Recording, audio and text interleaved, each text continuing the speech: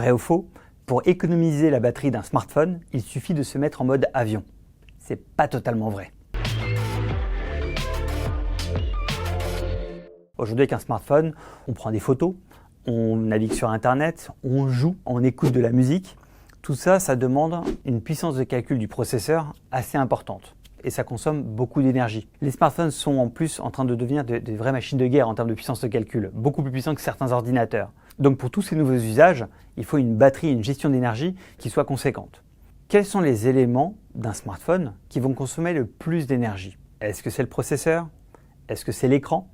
Est-ce que c'est l'antenne réseau, 3G, 4G, 5G? Qu'est-ce qui consomme le plus d'énergie là-dessus?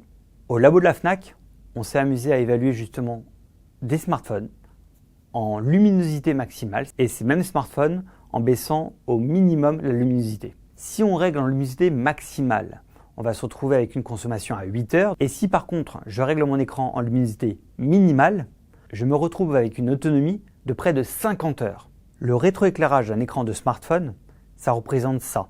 Vous pouvez allonger la durée d'utilisation de votre smartphone de près de 50 fois dans des cas extrêmes.